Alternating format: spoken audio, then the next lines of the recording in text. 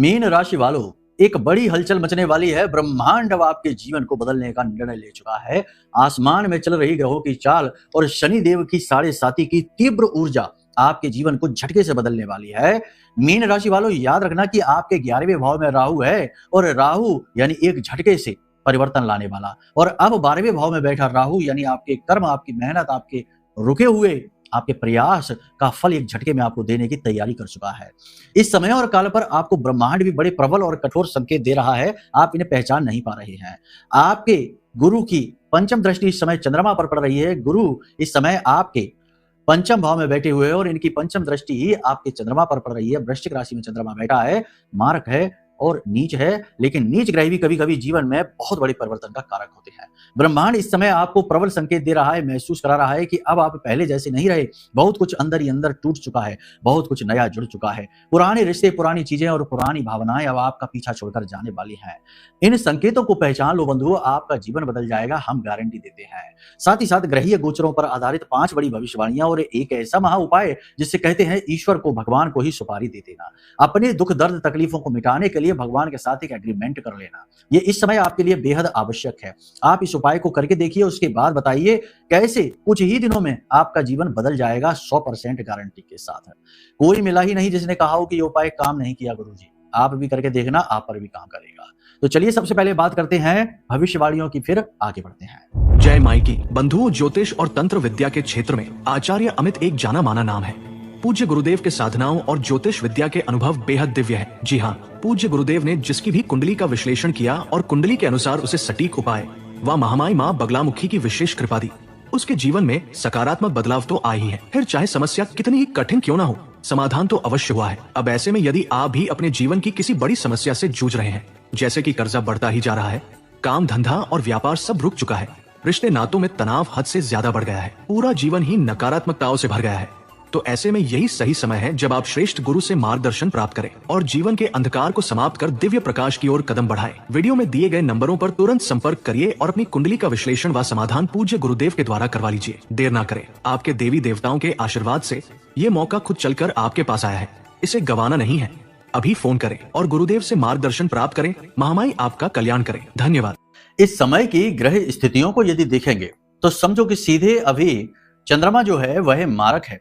अष्टम राशि में चंद्रमा मारक हो जाता है, तो जब मारक चंद्रमा आपकी कुंडली पर प्रभाव डालेगा तो आपके मन में अगले 2 से 3 दिनों के लिए कुछ विशेष प्रकार की स्थितियां उत्पन्न कर सकता है, जैसे कि अनजाने डर, भय, अपने आसपास किसी प्रकार की नकारात्मक ऊर्जा के होने का भय, कुछ गलत हो सकता है, पैसे आपके गुम हो सकते हैं, कोई कीमती सामान चोरी हो सकता है, खो सकता है। इसी के साथ साथ आप किसी से वादा करें और आपका वादा टूट सकता है, यानी कि सोच समझकर किसी के साथ कोई वादा करें, एग्रीमेंट वगैरह करना चाहते हैं तो थोड़ा सा रुक जाए, 2 से 3 दिनों के लिए चंद्रमा को थोड़ा आगे बढ़ जाने दो, फिर कर लेना। इसी के साथ साथ सबसे बड़ी बात यहाँ पर यह है कि अचानक से आने वाला कोई बड़ा खर्चा यानी धन का बड़ा भारी नुकसान, ये आपको सहना पड़ सकता है। इसी के साथ साथ हम आपको बता दें कि कुछ स्थितियां ऐसी हैं कि यहाँ पर निगेटिविटी के साथ साथ आपको पॉजिटिव अनुभव भी होंगे। आत्मबल आपका बढ़ा रहेगा, आपको जीवन में लड़ने और आगे बढ़ने का भाव उत्पन्न होता रहेगा। आप लगातार अपने जीवन पर तीखी नजर बनाए हुए रहेंगे, क्या चल रहा है, किस प्रकार से इससे बदलना चाहिए, ये सारी चीजें आप समझदारी से हैंडल करेंगे। इस समय और काल पर आप किसी ज्ञानी व्यक्ति से मुलाकात कर सकते हैं, धार्मिक व्यक्ति से, पूजा पाठ अनुष्ठान वाले व्यक्ति से, या ज्योतिषी या एस्ट्रोलॉजर से मिल सकते हैं अपने भविष्य के मार्गदर्शन और गाइडेंस प्राप्त करने के लिए। परिवार में घर के बड़े बुजुर्गों से आप चर्चा कर सकते हैं, साथ ही साथ घर के जो मुखिया हैं उनसे भी, यानी जो सलाहकार लोग हैं, समझदार ज्ञानी लोग हैं, उनसे आप चर्चा करें, लेकिन उनसे चर्चा करने का कोई लाभ आपको समझ में आएगा नहीं। पारिवारिक वातावरण सामान्य सा ही रहेगा, कोई भी बड़ी ऊंच नीच घटना नहीं है, लेकिन कहीं ना कहीं हिस्से और बंटवारे को लेकर नकारात्मकता दिखाई देगी। भाइयों का विरोध स्पष्ट तौर पर दिखाई देगा, भले ही मुखर ना हो, खुलकर ना आए, लेकिन अंतर मन में आपको यह पता रहेगा कि भाई बहनों से आपको सपोर्ट मिल ही नहीं रहा है, उल्टा आपका नुकसान ही किया जा रहा है। भेदभाव, पक्षपात होते हुए स्पष्ट दिखेगा। आर्थिक स्थिति की बात करें तो इस समय आपको धन लाभ के तो प्रबल योग बन रहे हैं, क्योंकि दृष्टिगत ही सही लेकिन गज केसरी योग गुरु के द्वारा बनाया जा रहा है। गुरु को पूर्ण बल यहाँ पर सूर्य से भी मिल रहा है। अचानक से धन लाभ के प्रबल योग हैं, तो पैसा प्राप्त करने की अपनी कोशिश है और तेज कर दो। याद रखना कि जो भी कुछ अच्छा होने वाला होता है वह ग्रह की एक स्थिति है, एक वातावरण है जो निर्मित हो चुका है, लेकिन यहाँ पर आपके कर्म के लिए हमेशा जगह खाली रहती है। अगर आप उस जगह को भरेंगे नहीं अपने कर्म से, अपने पुरुषार्थ से, तो खाली ग्रह का बना हुआ वातावरण भी कुछ नहीं कर सकता है। अभी पिछले कुछ दिनों हमने एक कुंडली की थी, उसमें एक लड़की है, उसके माता पिता ने हमको कुंडली दिखाई, तो उस लड़की, अब देखो एक चीज समझो कि अगर किसी भी जातक के, किसी भी व्यक्ति की कुंडली में चतुर्थ भाव में, उसके सप्तम भाव में और पंचम भाव में पाप ग्रहों का योग बनता है, तो उस व्यक्ति की विवाह में रुचि समाप्त हो जाती है या होती ही नहीं। उसे भय लगा रहता है कि विवाह उसका फलित नहीं होगा, अनुभव उसके विवाह के कड़वे होते हैं। तो कहने का मतलब यह है कि ऐसी ही कुछ स्थितियां उनकी कुंडली में भी थी, तो उन्होंने हमसे पूछा कि इनका विवाह कब होगा। हालांकि उनके विवाह का योग इस समय चल ही रहा था, तब भी उनका विवाह हो नहीं रहा था, क्योंकि जातक में खुद ही विवाह करने की इच्छा नहीं है, तो वह हर विवाह के प्रस्ताव को ठुकराती जा रही थी। महिला थी, लड़की थी, उसकी उम्र अवस्था हो चुकी थी 32 वर्ष, तब भी वह विवाह नहीं करना चाहती थी। तो अब ऐसे में ग्रह क्या करे? ग्रह आपका मालिक जरूर है, लेकिन वह केवल वातावरण निर्मित करता है। आप अपने कर्म के आधार पर स्वयं के मालिक बनते हैं, तो पहले आप अपनी मालिकी खुद अपने हाथ में लीजिए। भाग्य के भरोसे, इसके उसके भरोसे अपने जीवन को न गुजारिए। आप कहिए कि अब जो भी कुछ होगा, अब उसका जिम्मेदार हम स्वयं हैं। इस प्रकार से आप अपनी जिम्मेदारी लीजिए और फिर देखिए कैसे चीजें आपके अनुकूल होती चली जाएंगी।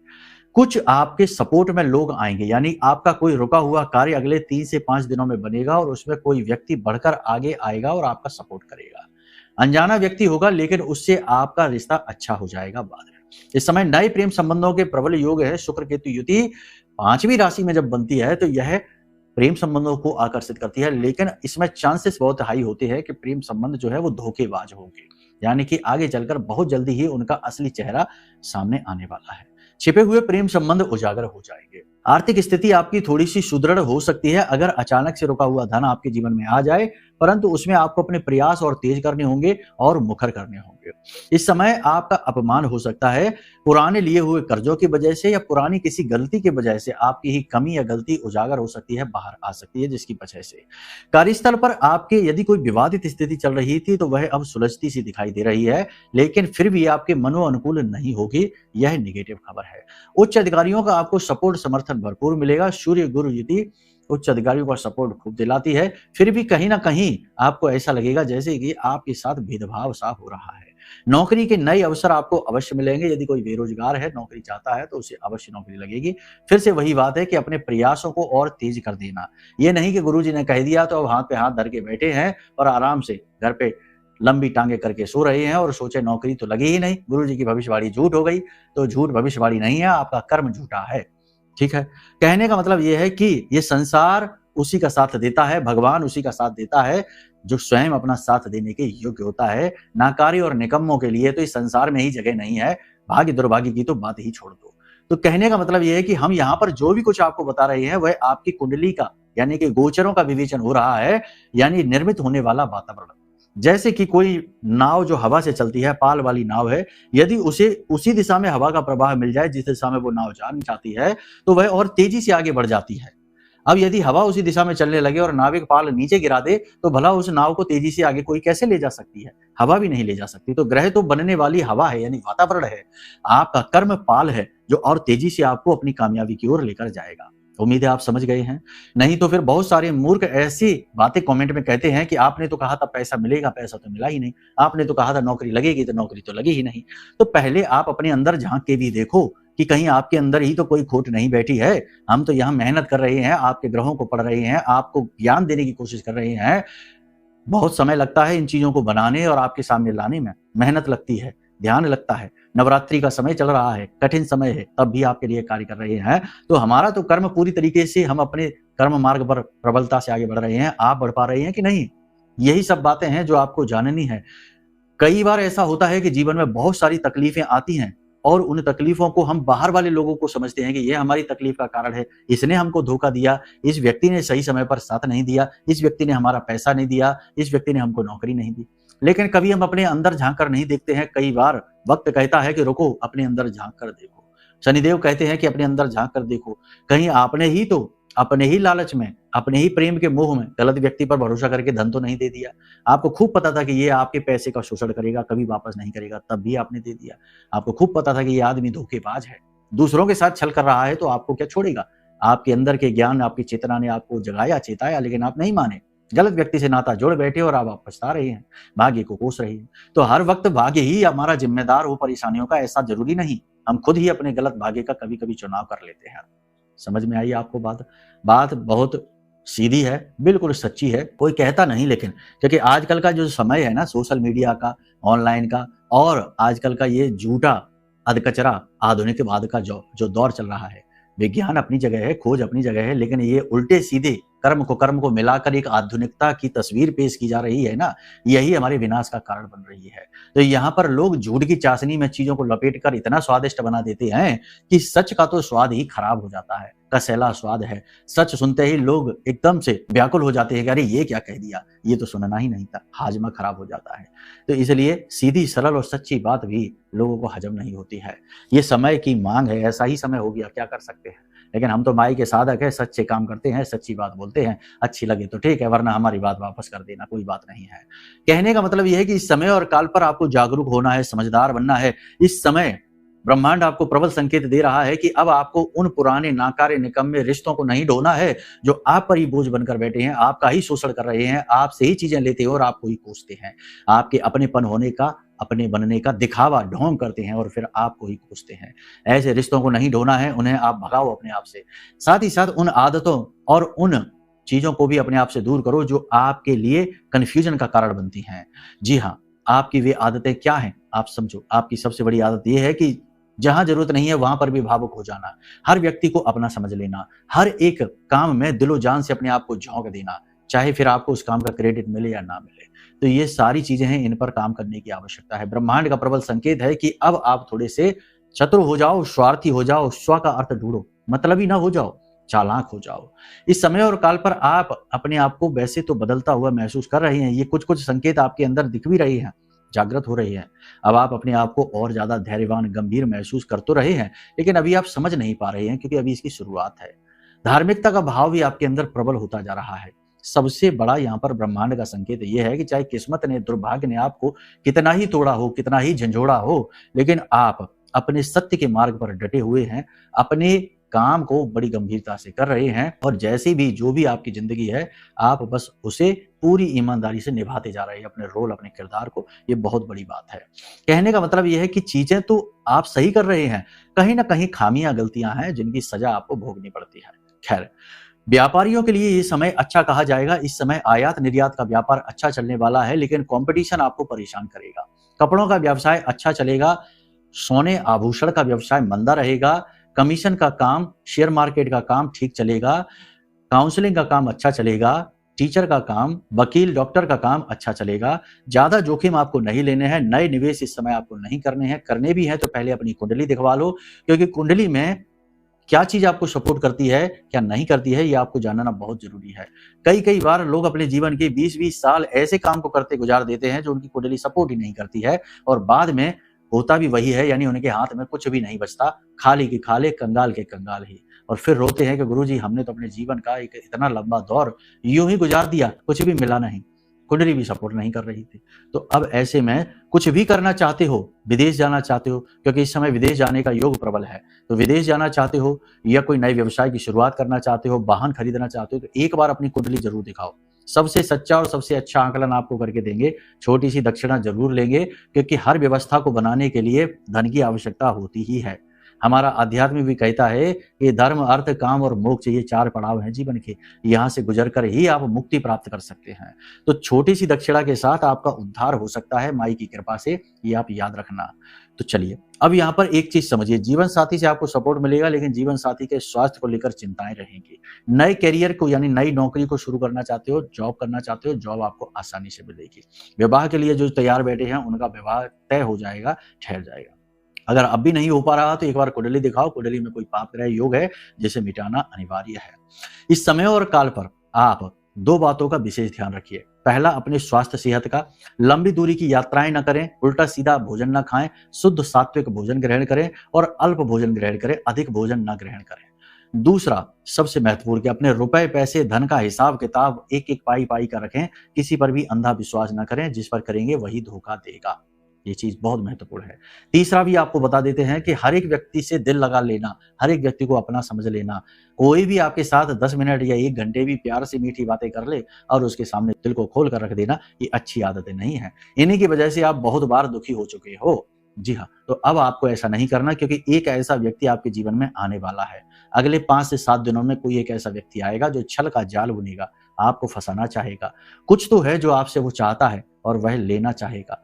सतर्क रहेंगे तो बच जाएंगे, वरना लुट पिट कर अपनी कुंडली दिखाने तो आएंगे ही। लेकिन अब पछताए होत का, जब चिड़िया चुग गई खेत। तो हर चीज का समाधान हो ही जाए ऐसा आवश्यक नहीं। कई नुकसान ऐसे होते हैं जीवन के जिनकी भरपाई नहीं हो सकती है, ये याद रखना है। इसलिए सतर्क रहना आवश्यक है। जीवन की गति धीमी ही सही लेकिन ठोस है। आपके विचारों की गति कंफ्यूजन से भरी ही सही लेकिन बदलाव की ओर है। और आपका स्वास्थ्य सेहत थोड़ा कमजोर ही सही लेकिन आप भी इसके बारे में जागरूक हैं। बस ये चीजें बहुत महत्वपूर्ण हैं और आप सही मार्ग पर हैं। टेंशन नहीं रखनी है, ईश्वर में आस्था बनाकर रखनी है, भगवान में भरोसा रखना है। अब बात करते हैं उपाय और क्रियाओं की। लेकिन एक चीज समझो, आप कितने ही अच्छे क्यों ना हो, लेकिन निगेटिविटी, जैसे पॉजिटिविटी है निगेटिविटी है, जैसे भगवान है वैसे ही भूत है, राक्षस है। तो आपको अपने आप को निगेटिविटी से प्रोटेक्ट रखना बहुत जरूरी है इस कलयुग में। जो आपके साथ घूम रहे हैं वही आपके जानी दुश्मन है। जो आपका हर पल भला चाहने की एक्टिंग कर रही है वही असल में अंदर अंदर आपका बुरा चाहते हैं, आपको कोस रहे हैं। तो ऐसे में जब आप अपने पराई की पहचान ही न कर पाए, कठिन हो जाए, तो अपनी सुरक्षा करिए दिव्य शक्ति के माध्यम से। ब्रह्मास्त्र विद्या मां बगलामुखी का यह महारक्षा कवच आपके लिए ऐसी सुरक्षा का घेरा निर्मित करेगा।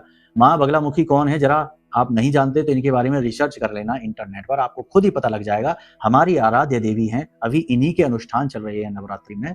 तो कहने का मतलब यह है कि मां बगलामुखी जो है, इनका महारक्षा कवच जो भी धारण करेगा वह 100% किसी भी प्रकार की निगेटिविटी से हो, एक झटके में उस निगेटिविटी से मुक्त होगा और आप इसका प्रभाव तुरंत महसूस करेंगे धारण करते ही। तो आप इसे मंगवा सकते हैं, यह आपके लिए बहुत आवश्यक है। अब उपाय की बात करते हैं। तो देखिए, भगवान को सुपारी देने का क्या तरीका है। किसी भी दिन आप सुबह 5 बजे आप सोकर जागिए, यानी कि वैसे तो ब्रह्म मुहूर्त का उपाय है। ब्रह्म मुहूर्त होता है 3:15 बजे से लेके और 5 बजे के आसपास। और भी बहुत छोटा होता है लेकिन उतनी बात नहीं हम करना चाहते हैं। काम की बात सुनिए, यही आप कर सकते हैं। हम कह दें 3 बजे जाग जाओ, तो क्या आप जाग के कर लेंगे उपाय? और आधी रात को 3 बजे, तो आजकल आधी रात होती है, कौन सा मंदिर खुला होगा? नहीं कर पाएंगे। तो आप कुतर्क ना करें कि ब्रह्म मुहूर्त इतने बजे होता, उतने बजे होता, हमें सब पता है। हम केवल वो बता रहे हैं कि जो आप कर सकते हैं, आपके सामर्थ्य में है, परिस्थिति जन्य है। ठीक है, तो आप ध्यान से सुनिए। आपको जगना है 5 बजे सूर्योदय से पहले, स्नान आदि करने के बाद। उसके बाद इंतजार करना है सूर्य उदित हो जाए, उसके बाद सूर्य देवता को अर्घ देना है। अर्घ देने के समय आप जो जल होता है उसमें 21 लाल मिर्ची, सूखी लाल मिर्ची के बीज डालें, थोड़ा सा कुमकुम डालें, थोड़ा गुड़ डालें और उसके बाद एक लाल पुष्प डालें। सूर्य देवता को अर्घ देते समय उनसे निवेदन करें कि प्रभु, हम आपकी शरण में हैं और आपके शिष्य हनुमान जी को अपने काम कराने का अनुबंध करने जा रहे हैं। आप इसमें हमारी सहायता करें। हनुमान जी को आप इस बात के लिए जानकारी दें या हनुमान जी को आप प्रेरित करें कि वो हमारा काम करें। देखो, ये नियम इसी तरीके से चलेगा, आप माने या ना माने। ठीक है, मानेंगे तो काम बनेंगे, ना माने तो कोई बात नहीं, मर्जी है आपकी। तो अब इसके बाद आपको क्या करना है, शाम के समय, शाम की आरती जब हो जाए उसके बाद मंदिर जाइए। पान का एक पत्ता, उसके ऊपर एक सुपारी, लंबी वाली सुपारी आती है, पुरुष सुपारी कहते हैं उसको। लंबी वाली सुपारी आपको रखनी है। थोड़े से चावल, अच्छा टूटे फूटे ना हो, उन पर पिसी हुई हल्दी लगी हुई, यानी पीले चावल हो जाएंगे। क्योंकि कोई भी एग्रीमेंट, जैसे किसी की शादी में कोई बुलाता है तो कार्ड में थोड़े से पीले चावल लगा कर देता है कि नहीं, ऐसा ही पीले चावल, एक लौंग का जोड़ा, एक इलायची और थोड़ा सा दालचीनी का पाउडर आप इसके ऊपर डाल दीजिए और आपका ये एग्रीमेंट तैयार है। अब आपको यह पान का पत्ता लेकर हनुमान जी के पास जाना है, उनके चरणों में रखना है और वहीं पर बैठकर गाय के घी का या चमेली का दीपक जलाकर आप हनुमान चालीसा का 11 बार पाठ करें, 1 बार बजरंग बाण का पाठ करें, फिर 108 बार राम नाम का जाप करें। ठीक है, उसके बाद आप हनुमान जी से निवेदन करें कि भगवान, हम अपनी इस समस्या से बहुत दुखी हो गए हैं, बहुत परेशान हैं, हम आपकी शरण में हैं, आप हमारा कल्याण करिए। अगर आप नहीं करेंगे तो फिर कौन करेगा? हम आपके भरोसे हैं, आपके भक्त हैं।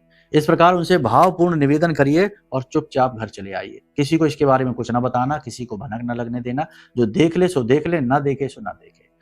और गप्पे ना हाँकना मंदिर में बैठ के कि भाई उपाय हो गया, अब चलो बाहर मिल गए दो हमारे अड़ोसी पड़ोसी मित्र यार, अब बैठ के लंबी गप्पे हाँकते हैं, राजनीति, क्रिकेट और फिल्मों की बात। ऐसा कुछ नहीं करना।